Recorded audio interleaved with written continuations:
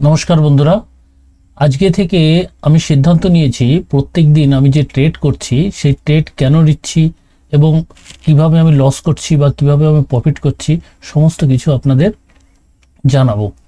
তো সেই জন্য আমি প্রত্যেক দিন যে ট্রেড নিচ্ছি সেই ট্রেডটা আমি সন্ধ্যা 6টা বা 7টার ভিতরে আমি পোস্ট করব। তো আজকে মাসের প্রথম দিন, তো প্রথম দিন আমি যে ট্রেড নিলাম এবং কেন নিলাম সেটা আপনাদের জানাচ্ছি। দেখুন, আমার একটা স্ক্রিনার বানানো আছে, যে স্ক্রিনারে আমাকে এই স্টকগুলো সাজেস্ট করে। তো সেইভাবে সাজেস্ট করেছে ইয়েস ব্যাংকে। তো ইয়েস ব্যাংক দেখুন, এখানে এই যে আমি সিপিআর ইউজ করি, তো সিপিআরের উপরে ও ওপেন হয়েছে, মানে এই পিভট পয়েন্ট সেন্ট্রাল পিভটের উপরে ওপেন হয়েছে এবং ক্লোজ হয়েছে এই সেন্ট্রাল পিভটের নিচে গিয়ে। এবং সেকেন্ড ক্যান্ডেলটা যখন তৈরি হয়েছে তখন তৈরি হয়েছে কিন্তু উপরে, কিন্তু আবার সেটা রেড ক্যান্ডেল হয়েছে। তার মানে আমরা দেখছি এই সেন্ট্রাল পিভটকে রিট্রেস করে আসছে ফার্স্ট ক্যান্ডেল, সেকেন্ড ক্যান্ডেল এবং থার্ড ক্যান্ডেলও ঠিক সেইভাবেই নিচে আসছে। এবং আগামী গত দিনের যে লোয়েস্ট পয়েন্ট ছিল সেটাও ক্রস করে গেছে। যখন এটা ক্রস করে গেছে তখন আমি এই থার্ড ক্যান্ডেলে এখানে এন্ট্রি করেছি। আমার টার্গেট ছিল এই পর্যন্ত, এই পর্যন্ত টার্গেট ছিল, সেল করেছি, এই পর্যন্ত টার্গেট ছিল। এবং আমার স্টপ লস হচ্ছে এই উপরে আপার সিপিআর, এইটা আমার স্টপ লস ছিল। তো দীর্ঘক্ষণ ধরে প্রায় 1টা পর্যন্ত এটা কনসোলিডেটেড করে গিয়ে আমার স্টপ লস হিট করে গেছে। আমি লস নিয়ে বেরিয়ে চলে এসেছি। আমার লস হয়েছে কত? 121 টাকা। আমি লসটাকে হাসি মুখে মেনে নিলাম এবং ট্রেড থেকে বেরিয়ে গেলাম। তারপরে আজকে ছিল মিড ক্যাপ নিফটির এক্সপায়ারি। তো মিড ক্যাপে আমি কি করলাম সেটা আপনাদের দেখাচ্ছি। মিড ক্যাপে আপনারা দেখতে পাচ্ছেন যে এই যে দাগটা দেওয়া রয়েছে এটা হচ্ছে সেল, মানে যেখানে লাল যে চিহ্নটা রয়েছে এখানে আপনারা দেখতে পাচ্ছেন এই যে লাল চিহ্নটা, এই যে লাল চিহ্নটা, এটা হচ্ছে আমার সেল। এবং বাইটা কোথায়? বাই হচ্ছে এই ক্যান্ডেলটায়, এই ক্যান্ডেলটায় আমার বাই হয়েছে। তো একটা ক্যান্ডেলেই মানে 5 মিনিটও লাগেনি আমার টার্গেট অ্যাচিভ হয়ে গেছে। তো টার্গেটটা আমার গেছিল এই পর্যন্ত, কিন্তু এই পর্যন্ত আমি নিইনি। যাই হোক, এটা হচ্ছে আমার প্রিমিয়ামের চার্ট। তো প্রিমিয়ামের চার্ট আমি দেখব না, আমরা দেখি হচ্ছে স্পট চার্ট।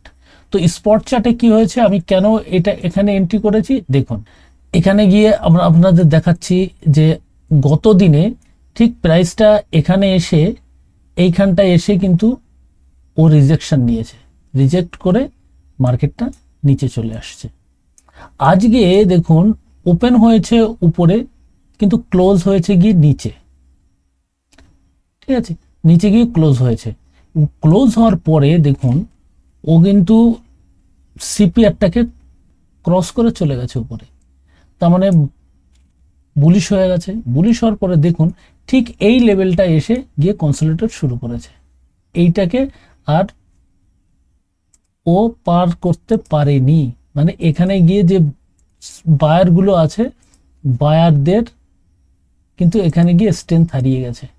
স্ট্রেংথ হারিয়ে গিয়ে এখানে নিচে আসছে। এইখানে কিন্তু একটা এন্ট্রি হয়, কিন্তু এন্ট্রি এখানে এই জন্য করা হয়নি কারণ এখানে দেখুন একটা পিভট লাইন রয়েছে, এই যে পিভট লাইনটা রয়েছে। তো এই পিভট লাইন ক্রস করলে আমাদের বাই হয়।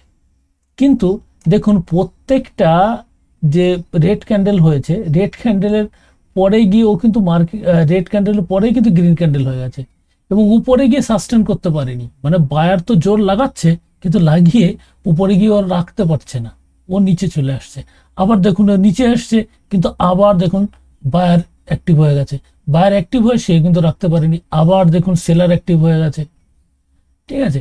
তো সেলার অ্যাক্টিভ হয়ে গেছে, আবার দেখুন তারপরে বায়ার অ্যাক্টিভ হয়ে গেছে। কিন্তু তারপরে কি হচ্ছে, তারপরে দেখুন 3টে পর পর রেড ক্যান্ডেল হয়েছে, 3টে পর পর রেড ক্যান্ডেল হয়েছে। তো এইখানে একটা এন্ট্রি করার একটা জায়গা ছিল। তো আমি আরেকটু কনফার্ম হতে চাইছিলাম। এখানে এখানে কিন্তু একটা এন্ট্রি ছিল, কিন্তু এন্ট্রিটা আমি করিনি, একটু অপেক্ষা করছিলাম দেখি কি হয় কি হয়। তো পরে দেখুন, পরে গিয়ে আবার বুলিশ ইনগালফিন তৈরি হয়ে গেছে। দেখেন, বুলিশ ইনগালফিন তৈরি হয়ে গেছে।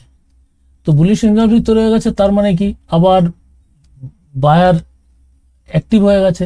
তো বায়ার অ্যাক্টিভ হয়ে কি করেছে, উপরে নিয়ে গেছে। উপরে নিয়ে গিয়ে সে কিন্তু বায়ার কিন্তু রাখতে পারেনি। তাহলে এই বারবার বোঝা যাচ্ছে যে বায়ারের দম নেই, দম ফুরিয়ে গেছে। তারপরে কি হয়েছে, তারপরে দেখুন ও নিচে এসছে, নিচে এসে আবার দেখুন সেলার অ্যাক্টিভ, বায়ার অ্যাক্টিভ হয়ে গেছে। বায়ার অ্যাক্টিভ হওয়ার পরে দেখুন আবার সেলার অ্যাক্টিভ হয়ে গেছে। তো বায়ারের দম একেবারেই ফুরিয়ে গেছে। তো এইখানটায় আমি এন্ট্রি করেছি, যখন এই রেড ক্যান্ডেলটা তৈরি হয়েছে তখনই আমি এন্ট্রি করেছি। এই দেখুন, এখানে আমি এন্ট্রি করেছি, এইটা এই এইখানটায় এন্ট্রি আমি করেছি, এই ক্যান্ডেলটায় আমি এন্ট্রি করেছি, এই ক্যান্ডেলটায় আমি এন্ট্রি করলাম। সেলার মানে সেল সাইড আমি গেছি। যখন সেল সাইড গেছি, আমার এতটা ইয়ে ছিল না যে হঠাৎ করে এতটা নিচে চলে আসবে।